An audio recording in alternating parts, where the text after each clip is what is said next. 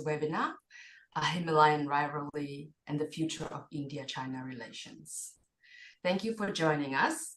I'm Dr. Huang Letu, and I've recently joined the Crisis Group as new Deputy Director for Asia Program. And I have the honor to moderate today's discussion. Before I introduce the speakers, I'd like to quickly introduce our organization for those who are not familiar with us. The International Crisis Group is an independent organization working to prevent wars and shape policies that build a more peaceful world. Crisis Group sounds the alarm to prevent deadly conflict, to build support for good governance and inclusive politics that enable societies to flourish. We engage directly with a range of conflict actors to seek and share information and encourage intelligent action for peace. We combine expert field research, analysis, and engagement with policymakers across the world in order to affect the change in the crisis situations on which we work. We endeavor to talk to all sides, and in doing so, to build on our role as trusted source of field-centered information, fresh perspectives, and advice for conflict parties and external actors. You can learn more about our work around the world from our website. So now today, our speakers and also authors of the most recent report entitled Thin Ice in the Himalayas, Handling the India-China Border Dispute, we have Praveen Donthi and Amanda Hsiao. Praveen is our senior analyst for India. Praveen has been a journalist for over 15 years, and he had reported extensively on politics, intersection of business and politics, separatist and subnational conflicts, and caste and religious violence across the country. Before joining Crisis Group, he was a deputy political editor with a Caravan, an independent monthly magazine in New Delhi. Amanda is our senior analyst for China. Prior to joining Crisis Group, Amanda established and managed the Center for Humanitarian Dialogues, China's program in Beijing, overseeing projects related to South China Sea, US-China relations, and China's evolving approach to conflict mediation. She's also the author of the recent report entitled Preventing War in the Taiwan Strait. So this short introduction does not give full justice to their work or profile. So for more information, please refer to their bios on our website.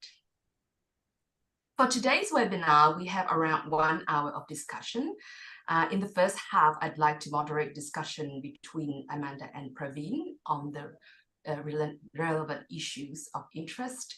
And in the second half will be a little bit more interactive, in which I'll invite the question from you, the audience. So please think of your questions and contribute them by submitting questions to the Q&A box. Please state your name and affiliation. And please note that the event is recorded, so your question submitted will be on record as well. Our webinar is also being live streamed on International Crisis YouTube channel. Now let's get into it. The Sino-Indian frontier is the longest dispute border in the world and the source of tension between the two Asian giants for a number of decades now. The border dispute between China and India is a legacy of colonial rule in South Asia that has become a major strand in emerging major power rivalry in 21st century. As nationalist governments has arisen in India and China over the past decade, each has set great store by sovereign assertiveness and global status. The contested border between the two countries has turned to become a theater for display for power and military muscle. In 2020, a deadly clash in India-China frontier has caused a fundamental shift in the relationship between the two countries. Anxieties arising from competition for influence in South Asia and globally have spilled over into the border dispute, fueling military buildups and heightening risk of fresh fighting. Let's start with understanding what exactly happened and refresh our memories. So Praveen, could I ask you to give us an overview and a reminder what actually happened in 2020 and why was that so dangerous? After a precarious piece of almost 5 decades, the first bloody clash happened in June 2020. The skirmishes had started, in early May, and they were going on, and both sides, after a certain point, decided to withdraw. But during the withdrawal of these, forces, on June 15th, during the night, both sides clashed, and this is, we're talking about like 14,000 feet, high altitude, zone, and there was a clash in which at least 20 Indian soldiers and 4 Chinese soldiers died, and this very localized sort of conflict then sort of escalated, and China had moved in with lots of troops across the border in Ladakh.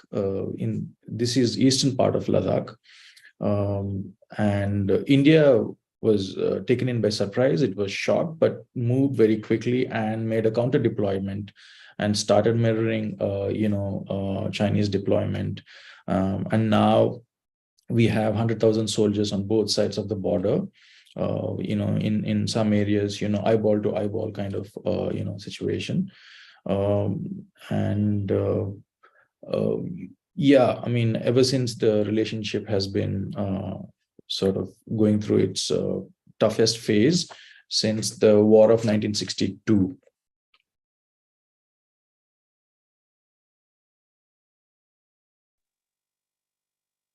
And so, Amanda, what led to that clash from China's perspective? This happened in the midst of pandemic, COVID, when the whole world was paying attention to containing the pandemic and the virus. Can you give us a sense of what was the motivation on the Chinese side? Sure, thanks, Wang. So the 2020 clashes, like Praveen said, was really this watershed moment in the border dispute and in the larger relationship, because it was the first time we saw deaths, right, in 4 decades. And so in May 2020, we saw thousands of Chinese troops advance in various locations on the west side of the border, which then led to these clashes. So in terms of motivations, I think first at the tactical level, I think the Beijing sought to maintain its preferred status quo at the border.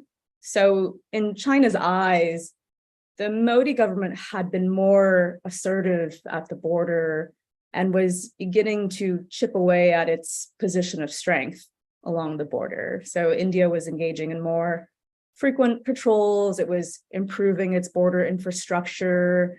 It had completed a major highway. It changed the status of Jammu and Kashmir state. And a number of incidents in the lead up to 2020, here I'm referring to Doklam in 2017, which we can get into later if there's interest, I think also contributed to this perception in China that while on the whole, of course, it maintains a more dominant position along the border, that the local balance of power at various spots along the border was not always in its favor, and that there were parts of the border where India held more tactically important ground. But of course, maintaining the status quo, these tactical considerations can't really fully explain the sort of large-scale nature of what China did in May 2020. It was a very coordinated, the coordinated nature, the scale of it, the timing of it, of those military advances, suggests that there were also larger strategic considerations at play as well. And essentially that a show of force was necessary to deter future provocations from India and to shape Delhi's calculations and perceptions going forward. So from Beijing's perspective, it believed that Delhi was pushing forward with assertions at a moment when China's strategic space had become more limited as a result of deepening US-China competition, but also deepening security partnership, the deepening security partnership between India and the US. Beijing's decision to escalate probably also has some roots in this pervasive narrative that you hear often from Chinese scholars that India has historically sort of used China's moments of weakness to advance its claims. This is something that you hear often or you read often in Chinese scholarship. But as you say, if we remember 2020, it was hard for the entire world, but for China as well, it was a particularly, I think, challenging year as well for China because US-China competition was on the upswing.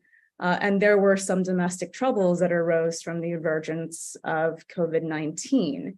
And so really we saw that China really took a bet here that calibrated escalation would achieve its aims, which is essentially to get Delhi to lower, if not completely end, the frequency of its challenges to China's territorial claims along the border. But of course, I think in the end, and we can get into this later, I do think that Beijing likely underestimated the risks of this gambit. I'm not sure that they anticipated the level of backlash that this incident engendered, or that it would spiral into casualties on the two sides.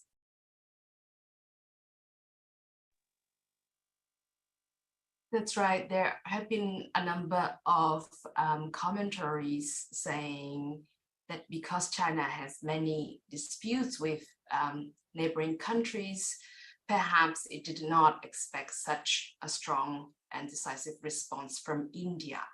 But before 2020, there have been moments of a little bit of more upswing in relationship. And we saw exchanges of top leadership from both Modi visiting China as well as Xi visiting India, and the trade relationship sort of at least blossom. This is the goodwill period seems to be going away since 2020. And I wonder, how do you assess that clash, the effect of it on the current bilateral relations, given that the hostility and the sense of hostility in between the countries have really gained momentum?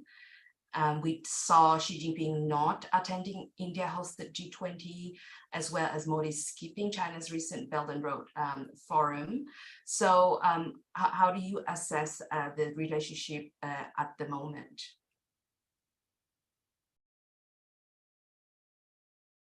So I guess there's two narratives happening right now. So the narrative from Beijing has been that really everything is normal. And that the border situation is stable, and that India really needs to put the border situation in its correct place in the bilateral relationship. It shouldn't let it define the overall relationship. And the narrative from India is the opposite, simply that relations cannot return to normal until the pre-April 2020 status quo was returned. So we've seen that disengagement has occurred in a number of locations where fighting happened in 2020. And in each of these locations, there are buffer zones that have been set up that physically separate the two militaries. But from the Indian perspective, the disengagement process is not complete. And it still needs to take place in two locations before things can be considered as sort of back to normal. So in a sense, what we see here, and I think we might discuss history in a little bit, but that India's position has returned to a pre-1988 approach, which is that India is relinking really the border dispute to the overall relationship. But more generally, I mean, politically, it's been at an impasse. Like you said, high-level contact has been pretty infrequent, pretty irregular. Delhi's assessment of China has significantly changed. Public opinion in India of China is fairly negative. China has surpassed Pakistan as India's key security threat. So the impact is large. And of course, some of India's responses to 2020, deepening its security relations with the US and the Quad, of course, this then in turn fuels Beijing's suspicions and concerns that any sign that the US is playing a bigger role in the border dispute, I think is very concerning for Beijing. But maybe I'll just end on this, and maybe Praveen can jump in a little bit more. But one does sense that there is, while there's concern in Beijing, of course, and China will continue to watch vigilantly what India does strategically and vis-a-vis the West. One does sense some degree of confidence in Beijing as to the limits of US-India cooperation, or put another way, how much India can actually detach from China. And there's a couple reasons for this. So economics, right? Delhi after 2020 did take a number of economic measures against Chinese companies and apps, but trade between the two countries remains pretty healthy. And I think this doesn't necessarily say that Delhi's intention is to stay so economically integrated with China, but simply that there's a lot of challenges that come with reducing those economic linkages in ways that doesn't also really hurt the Indian economy. And in terms of the military buildup that Praveen mentioned, I think part of China's ease is also related to its dominant position now that it has post-2020 along the border, where it has maintained 50 to 60,000 troops. It's upgraded its infrastructure in a way that reduces the amount of time it requires to really reinforce the border should another emergency situation arise from China's perspective. And so I think this also is one reason why China remains sort of relatively assured that it has a degree of control over the border, but over the larger relationship as well. Indeed, and this very complex, as you both mentioned, unresolved border dispute can turn in any time violent, and the resurgent tension remain a possibility. Praveen, Amanda also explained China's perspective on that. I wonder what is your take from India, given that the nationalist sentiment is relatively strong at the moment under the current government. But also, I think what is a sign of worry for many observers is that not only on side of India, but both sides, that militarization, military build-up. And one of the observers said that India has done more in the past 10 years to strengthen and build border infrastructure and military preparedness and create offsetting and asymmetric capabilities than any decade since independence, right? So what are the risks of miscalculation, further risk that can result in another escalation and perhaps miscalculation on incident and accident in the border, given that the mistrust, the distrust between the two countries are on the rise? Yeah, I mean, what Amanda said is right in the sense that India has gone back to, espousing the pre-1988 framework, wherein they're bringing the border conflict back to the center of the bilateral relationship. The only difference is what Amanda had mentioned, the economic relationship. It's pretty robust. It's only been growing, and the trade deficit is huge, and it's a source of worry for India, but it's not able to do anything about it. And China is also very indifferent to India's sort of requests or demands to address this trade deficit. Apart from the economic relationship that's robust, on every other front, India-China relationship is going through its lowest, trough right now in post 1962. And so much so that for the first time ever, China has become India's number one, sort of rival, if not an enemy. So earlier the military and strategic establishment was preoccupied with Pakistan. And also the political establishment. In Pakistan being the favorite punching bag of Indian politicians, it's been relegated to second position now. So much so that India and Pakistan have agreed on a ceasefire, which has been like holding good for at least it's been more than a couple of years. And so there is a rebalancing of forces. The military forces that were looking at Pakistan now, they are focusing on China. So that so for India, China is the biggest preoccupation right now, the primary preoccupation, and the distrust is at at an all-time high, and the progress, despite disengagement, in few of the friction points of 2020, the border is live. It's been militarized, and the sources of friction are pretty high. Except where both sides have agreed to create buffer zones between both troops. So that is obviously creating a certain kind of safe distance between physical distance between the troops. But then there are points that are sensitive, wherein either side might make a move that might just take things out of control all over again. For instance, Depsang, in Depsang, even creating a buffer zone is not easy, according to military analysts. And it is one of the most sensitive points in the in the eastern sector, in the eastern Ladakh area, and at any time in any of these friction points, things could go out of control. And from 2017 standoff, what India has learned is, these standoffs or friction or clashes could occur at any point, like at any given sort of point, because many points, where a lot of these intrusions have been happening were not disputed earlier. So there is no guarantee that things will remain calm, in the future. And then now, because the border is heavily militarized, if something like the Galwan clash were to happen today, the results would be far more disastrous.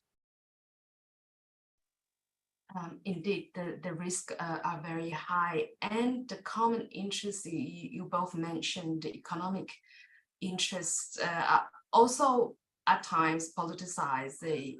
Praveen, you mentioned a big trade deficit, so the attraction of China and Chinese market has perhaps waned a little bit less so than in few years back before the clash. And also there's a question whether the geopolitical aspect factors weigh in India's consideration and how it perceives China's Belt and Road initiatives.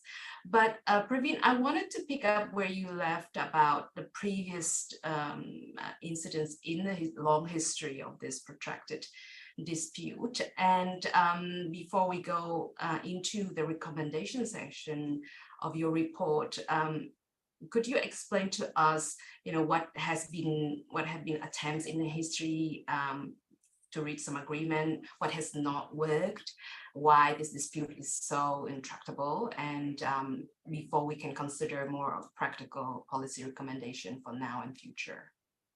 Yeah, I mean, the problem again goes back to the colonial times. When the British left India, there were a lot of these borders which were not sort of demarcated, So, and then when China militarily occupied Tibet, the buffer zone that existed between China and India vanished.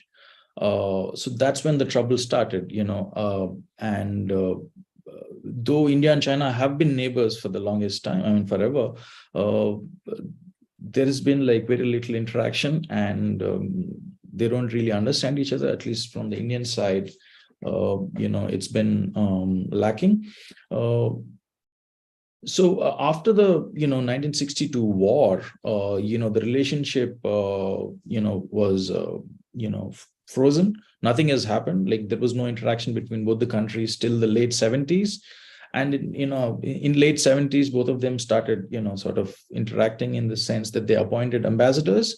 But it almost till it took one more decade for the relationship to move forward. Prime Minister Rajiv Gandhi, went to China, went to Beijing, and then both of them agreed to come up with a framework wherein they could separate the border conflict, and then engage with each other on the other aspects of bilateral relationship. So that led to the 1988 framework, which guided both the countries till the Galwan clash happened, right? It held that framework sort of largely held. So in 1993, they came up with the first bilateral, agreement on how to deal with the border, right? Agreement. It was called Agreement on the Maintenance of Peace and Tranquility on the, line of actual control, which is what the temporary, border is called. After that, we have had other, agreements in 1996. And then in 2003, they appointed special representatives. So we've had all these, agreements coming up from time to time, and seemingly everything was going fine, but both countries could not move towards the resolution of the problem itself, and that would come up again in the late 2000s, when China sort of became economically strong, and then more ambitious. So soon after that, we see more and more incursions on the border, and the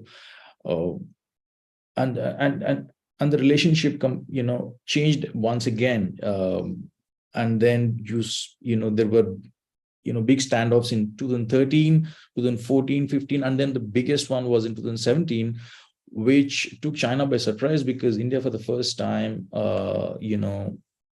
made moves that took China by surprise. And China, Beijing admitted that this is like very different from all the other past frictions, because India crossed the border, and this was a point where this was the standoff happened at a place which was not part of India, but it was important for India, strategically speaking. It was at a tri-junction between China, Bhutan, and India.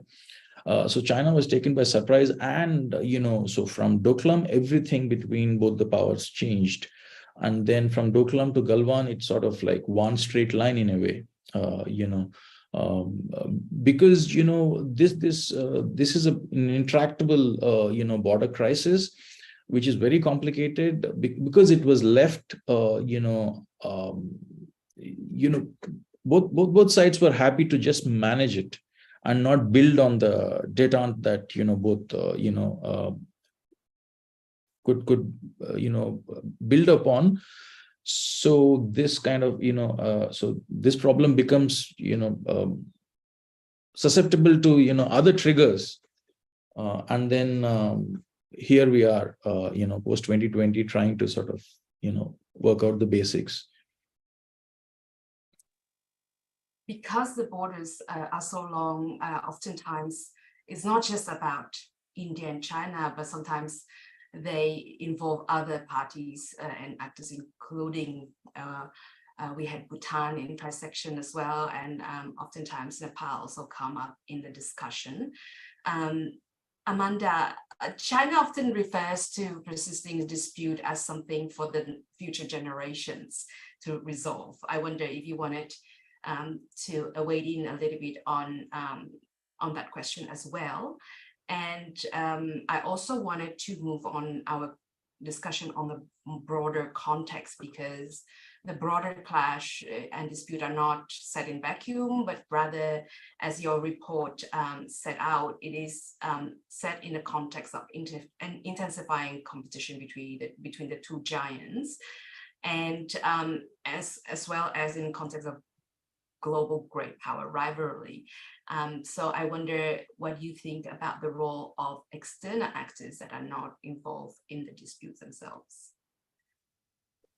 Yeah, so I think one way to look at it is, so one factor why tensions have risen is the simple fact that the two sides are encountering each other more, period, in areas of contention. But the second, really, as you say, is the larger changing strategic context and the way in which the two sides really see more at stake attached to maneuverings at the border. So competition at both the regional and the global level spilling over into this border dispute. So here we're talking about competition in South Asia and the various actors that involves outside of China and India.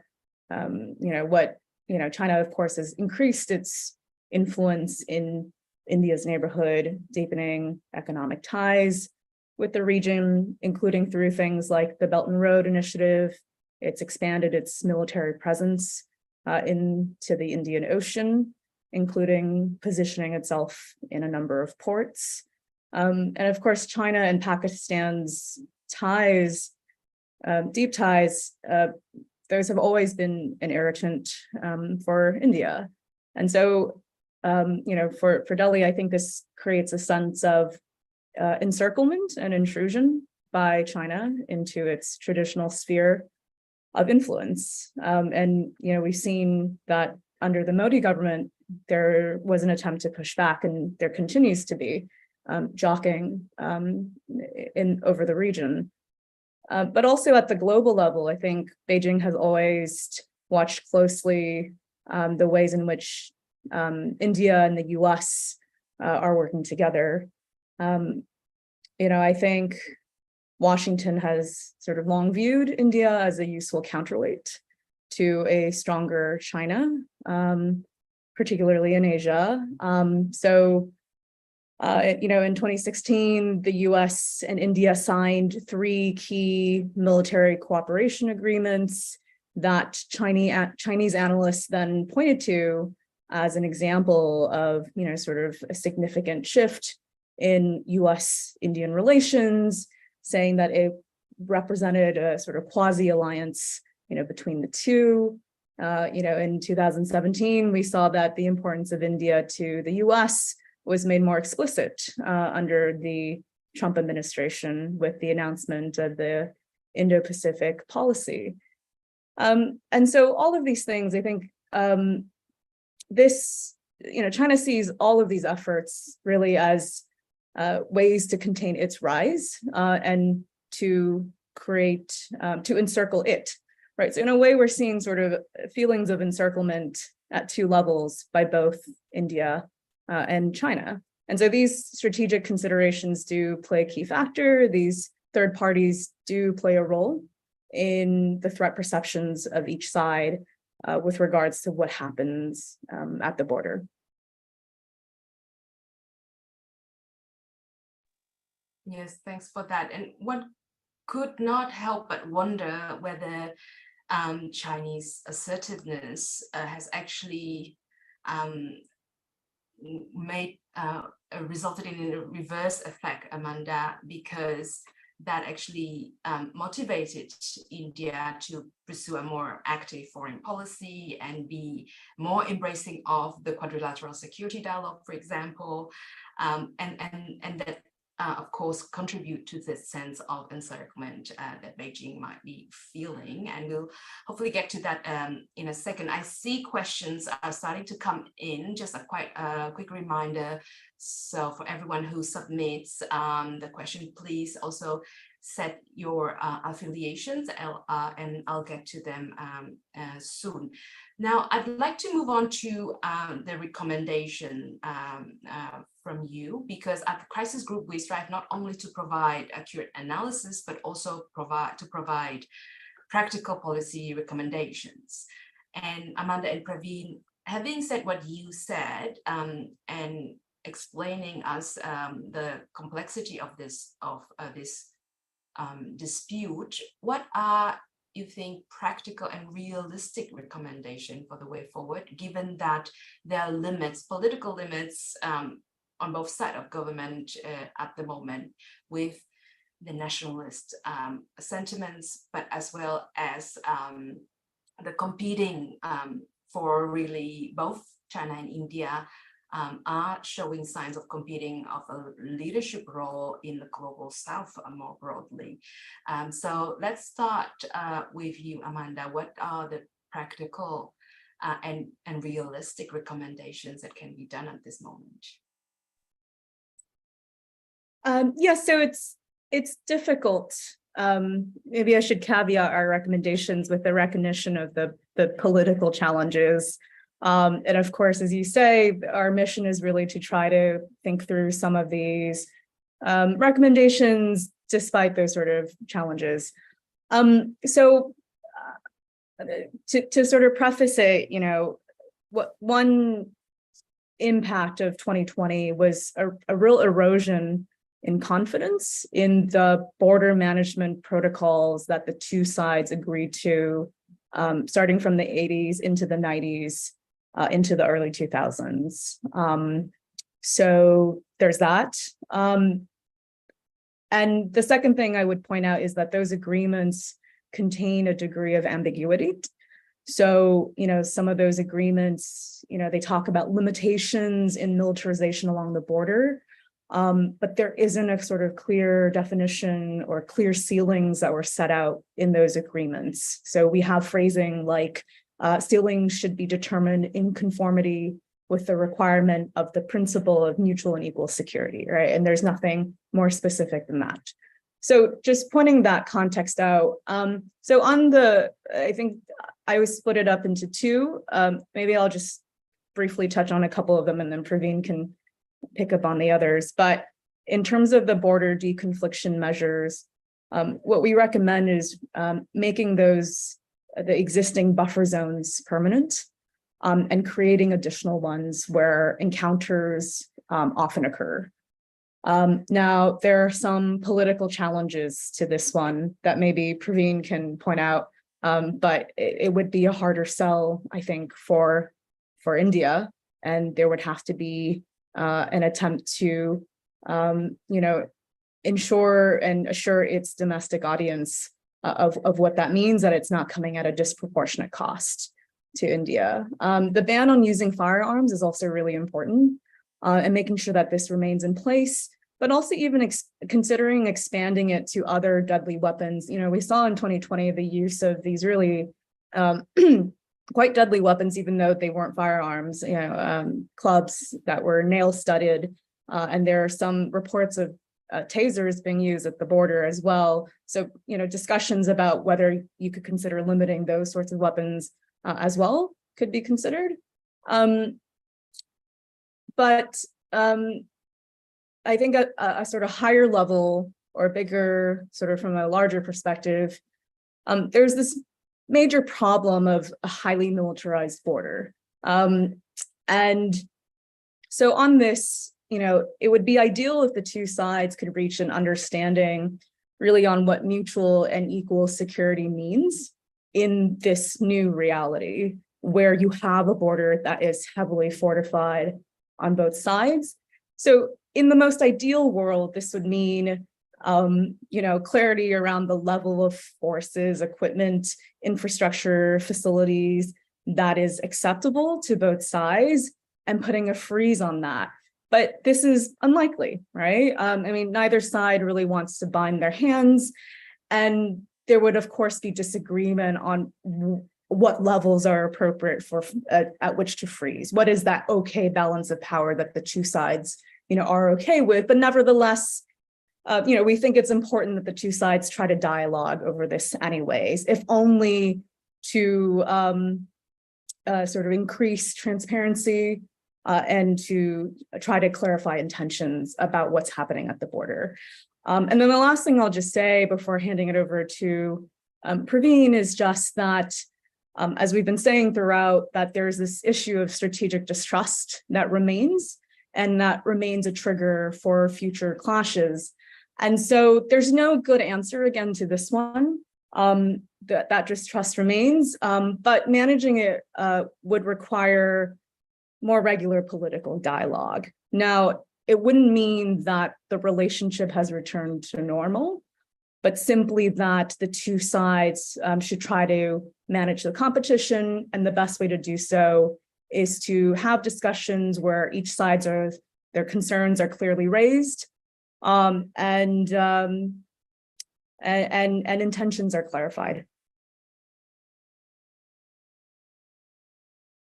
Thank you, Praveen. Yeah, I mean, at the heart of the problem is the fact that both sides don't even agree on the length of the border. Forget about the contours of the, that remains the problem. And both sides should work towards, clarifying the line of actual control.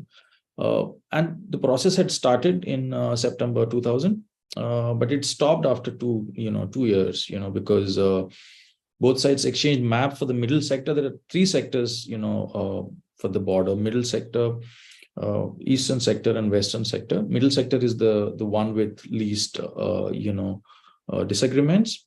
So they had successfully exchanged maps for the middle sector. But when they moved to the western sector, Beijing did not, like what the Indian maps, were trying to claim. Both sides were exaggerating their claims, so, and that's where it stalled. That is the eventual goal, for both sides to work towards, to clarify, to exchange maps and to clarify the line of action. But that is at a distance, so that is a political resolution which is going to take a long time. But that's one important goal that both of them should work towards. But in the meanwhile, one could have, crisis management, mechanisms in place. Like Amanda said, reaffirming, reiterating the bilateral agreements, making it clear whether, usage of the ban on usage of firearms, does it exist? Does it still hold, or not? Because, after 2020, we don't have any clarity regarding that. Publicly stating that, we stand by, to, and reaffirm, their commitment to the bilateral agreements is going to go a long way. And like Amanda said, it is a politically very sensitive issue, especially, on the Indian side, because, the political reputations, on both sides of, the regimes are linked to, sovereign projections and power projection abroad, etc. So the Indian side will have to convince people that, talking doesn't mean, giving up India's rights, and or, creating buffer zone doesn't mean, it's a loss for India, but both sides are losing the patrolling rights. And at the end of the day, it is about patrolling rights. Both of them don't hold the, ground, in a way. That's one. But the most important thing is the political interaction at the highest level, which has come to an end almost, has to begin, because this problem is so complex and so intractable that unless the heads of state, move towards, resolving or showing, signs of, positive intent, nothing is going to happen. Which is why in 2003, both sides agreed to, appoint these special representatives who had direct, sort of, at least on the Indian side, he had the direct, access to the prime minister at the time. So the importance cannot be understated. The highest level political interaction has to start. And then from then on, everything else can move forward. And appointing, it's been a while since Beijing has not appointed, ambassador to India. An appointment of, an ambassador is going to be the first sign that, Beijing is now willing to sort of take the relationship forward. That's when, and then of course, allowing journalists, both sides have expelled journalists. That's also going to go a long way. These are very simple, small moves that could be, confidence building measures, which will then again, help both sides to move towards the ultimate goal of, political resolution of the conflict? It is very indeed a complex issue, and not only because of the heightened militarization, but also we have settlements now there, which complicate this situation. And the wave of nationalists is very difficult to get off, especially Praveen, the elections are coming next year, so we'll see how the situation develops. I now want to open the virtual floor for our audience questions. Please, Amanda and Praveen, feel free to respond to each other's remarks as well. We have around 15 to 20 minutes of the question session. So I'll try to group some of them so that we can have a more in-depth discussion. One of the question from Taufik, I'm sorry if I mispronounce your name, Taufik, from Tunisia, asked if the fact that China and India are part of BRICS can be a factor for rapprochement between two of them. So again, a question that refers to a more external actors and broader global context as well. Who would like to go first, Praveen or Amanda? Amanda, well, is it the first one? Sorry, which question? Sure. I can say a few words maybe, and then Praveen, you can make my answer more comprehensive. Yeah, I mean, I think unfortunately, the two countries, they used to find common cause in their shared status as sort of non-Western developing countries, right? Developing, I put it in quotes because of China. But I think that the level of distrust has even made this difficult in forums such as, BRICS or on other global issues, right? I mean, I think Beijing was, for instance, quite interested in Delhi's stance in the Ukraine-Russia war, right? In finding that as a sort of having shared perspectives on that one and shared interests, right? But, one of our recommendations is that as China does try to push its influence globally, through some of the multilateral forums in which it has relative control, so including the BRICS and the Shanghai Cooperation Organization, we do think that one thing that Beijing can do as a sort of goodwill gesture is to support India in playing a bigger role in some of those forums. But I do think the space for that is more limited than before. Yeah, and Praveen, before you go, I'll wave in another question on very similar topic, which is include other regional Asian blocs, so not limited, of course, the question to BRICS. And if anything else comes to your mind as platform for both India and China having this diplomatic dialogue. Yeah, this is by Taufik, right? The question. Sorry, am I seeing it right? Yeah, so not limited just to BRICS, but other Asian regional blocs as well. All right. Yeah. I mean, I think it's sort of a very minimal factor according to me. So for India, strengthening ties with the United States, preserving its ties with Russia, and then managing its ties with China is like now the goal. It seems like broadly the foreign policy goal. It has no choice. So even as Beijing thinks India and the US have become quasi allies, India has to keep its distance from every sort of power bloc and retain its strategic autonomy. As the foreign minister for India always stresses, multipolar Asia is the way to to sort of create multipolar world. So India wants to be that pivot state. So being part of BRICS sort of falls largely within that approach of India. It will be part of Quad at the same time. It will be part of BRICS, and that sort of goes very well with what they call strategic autonomy. And then BRICS, I don't think on that front things are not very robust. So I mean, India probably conducted BRICS virtually, the last summit, which probably did not go down very well with Beijing. And then Xi Jinping did not come to the G20 summit, which was, hosted by India in New Delhi. So being part of these multilateral forums is not really helping, or it's just like a, sort of a very cynical foreign policy approach, it seems like, at the moment.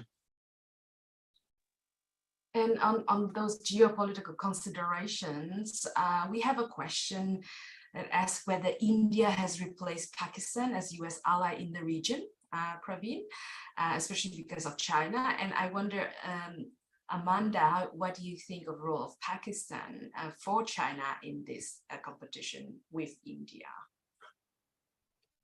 Praveen, would you go first? I mean, it's a little difficult to answer.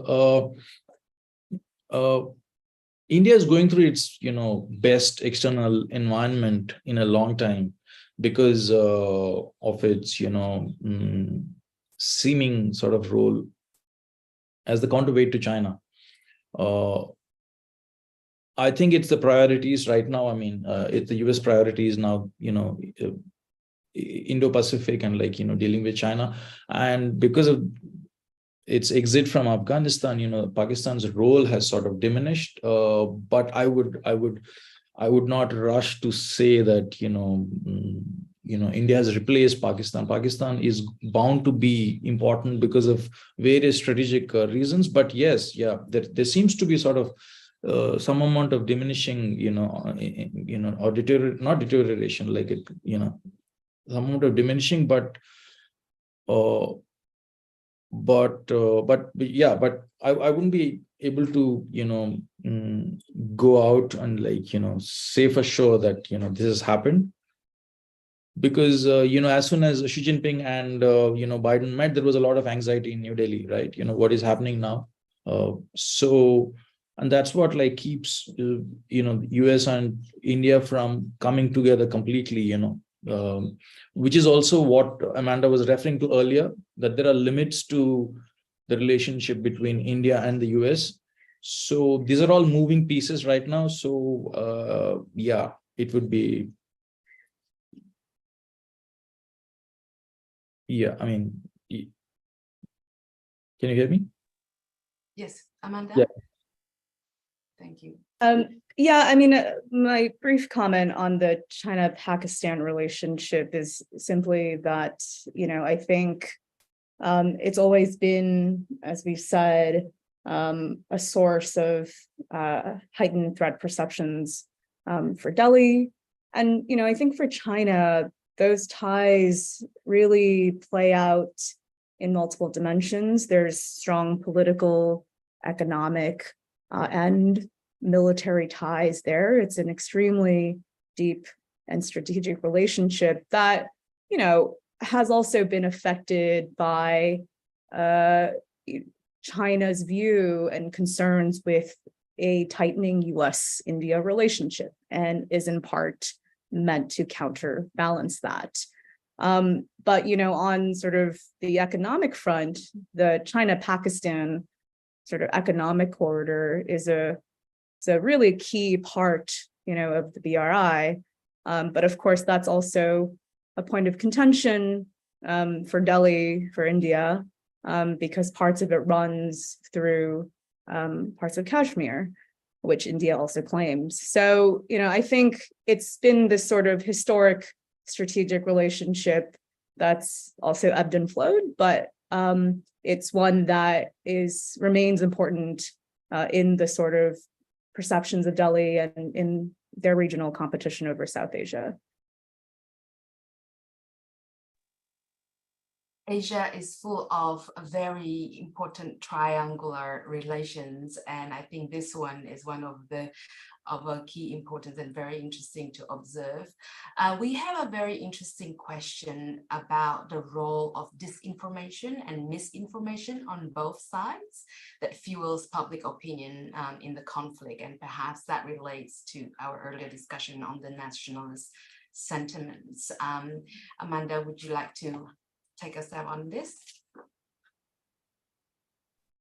Yeah, this isn't something that I have looked into very deeply, but I think that the China-India border dispute and the relationship when it was really taking a dive in 2020, I think what was really interesting was the way in which certain memes or videos of the other went really quite viral in China, right? Ones that really, both ways really. So, sort of insulting things that were said on the Chinese side would go sort of viral in India and sort of vice versa. And so you really saw the way in which social media sort of amplified public sentiment in sort of in ways, in directions that it was already going into. In terms of disinformation, I guess let me step back and just say, in terms of the information environment, the Chinese leadership maintains, quite a, steady control over the information environment in China.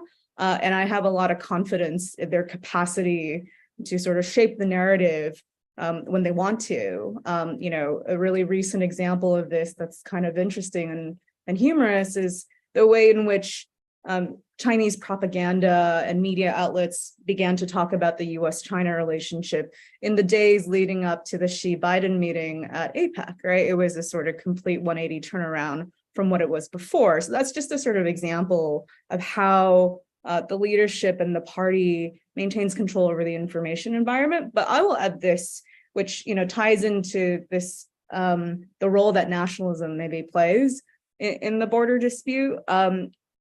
Even though the leadership has a fair degree of control, we live in a world where average Chinese citizens do have access to outside information.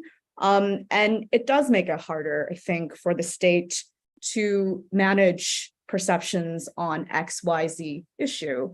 And so I think that simply means that the regime is going to be more sensitive to perceptions of its weakness in response to certain actions by India at the border or any other country for that matter. There's really this feeling, I think, internally in China that as it has grown and become stronger militarily and economically, it even more cannot afford to make concessions on some of these long-standing sovereignty disputes. Yeah, I love this question. It's my favorite question about disinformation and misinformation. Despite the obvious differences between like China and India, India being democracy, but when it comes to foreign policy and strategic sort of policies and decision making and anything related to that, disinformation rules, only recently, and it is, across, it's not just though disinformation is a very recent sort of, phenomena, or, we might think it's a recent phenomena, but when it comes to these sort of issues, it's been around for a while, and we still, only the recent scholarship is able to sort of write freely about what has really happened, during 1962, before and after, because as long as we had, say, the Congress government was in power, because mostly they were, responsible for the decisions, made during those days. A lot of, facts were, sort of manipulated or not put out, for public consumption. But now, including former diplomats, some of them are writing books, and they have access to facts, which are they're able to share with the with the public at large, which goes a long way. For instance, the biggest myth that India lost in 1962 because of Chinese betrayal, and India lost because Jawaharlal Nehru loved China too much, etc. These are all myths. As soon as China militarily occupied Tibet, Nehru was worried. He sent out the first sort of expedition in 1951 to go and establish their dominance in Tawang, 51. So at the same time, there was this talk about Hindi Chini Bhai Bhai, which is like Indians and Chinese are brothers, etc. That really was on surface level, deep inside, both sides did not trust each other. And definitely, Nehru did not. And we have enough books now, and enough scholarship to, sort of know that what's, gone on. I mean, from then now, if there is highly controlled information on the Chinese side, on this side, you have too much information that is not true, a lot of it is false. And that contributes to negative public opinion. And that is one of the biggest problems right now. I mean, public opinion when it comes to China is now at its probably the peak. And this state controlled misinformation and disinformation, contributes to that a lot. And then, I mean, I'm sorry if I'm taking too long, because there are so many things coming to my mind. In 1960, when Zhou Enlai came to India, that was the last chance we had for sort of peace, right? Before, those talks failed completely because the Prime Minister Nehru was under tremendous pressure, from the opposition and also, public at large, because they were all fed with one kind of information, so then, obviously in a democratic country, the leadership comes under pressure because of the very wrong information they fed to the public in the first place. And it is, repeating all over again. And yeah, it is one of the most important but not discussed, factors in this conflict. Thank you for that question, Manveer. Indeed, I don't it's know if I very answered adequately, but yeah. Indeed, it's very important question. If we think dialogue on high level is challenging, perhaps the sort of come to a common understanding on the public opinion and the very potent social media environment is even more challenging. So I had an okay from the tech team that we can accommodate perhaps one more question. And so I'm going to choose an impossible question for you to answer in a lightning round, which is the very gist of the issue. What do you think is the main motivation and deterrent that the politicians tend to deny the lane of actual control and has become so more complex in recent years? That is Marvin's question from UNICEF India. Without opening the whole new hour of webinar, Amanda and Praveen, how would you summarize what is the main deterrent for politicians to deny that LAC issue, and where's really the gist where we can't get into a common understanding there? Amanda? So I guess I don't know that Beijing denies that it's complicated. It's perhaps maybe another way to sort of answer that is, there was a time when the two sides attempted to clarify the line of actual control, and that was something that was a shared goal. But those talks fell apart pretty soon after, when the two sides discovered that those differences are rather large, and there were accusations of the other side spoiling those talks and sort of expanding their claims as part of their negotiating postures, right? Everyone had their sort of maps that they would bring in. I mean, I think that the sort of basic gist from the Beijing perspective is really that the LAC is the 1959 line of control, as Zhou Enlai presented it at the time to Nehru.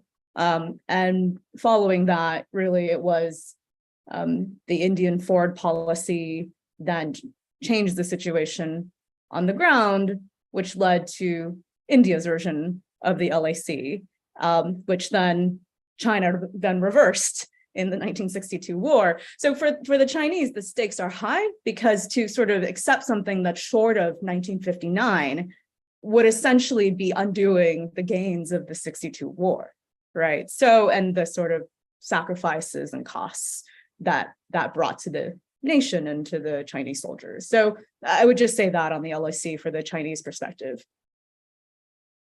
Thank you. Praveen? Yeah, I also think nobody really denies that it's become more complex. But then LAC, we have to understand that LAC sort of is a site for contestation between both the nations. It is not everything, back in the day, the first Prime Minister Nehru said that, whoever wins on the border is going to be sort of like the one, is going to be the leader of Asia itself, South Asia and Asia itself, So LAC, in 1962, LAC meant something else, also Tibet was a big factor then, sort of this problem remains the same, but the triggers, change, right now, Tibet might not be really, one of the important factors. It might come in the future again, because this problem has a very cyclical, sort of, effect, things come back to, sort of become more important. So anyway, back then it was Tibet. Now, I feel like, both of them, because China and India have grown, economically, and then any wealth creation sort of leads to investments in, war technologies, and then, obviously, the ambitions are growing. And then you have great power rivalries and regional rivalries. Like I said, India wants a multipolar Asia.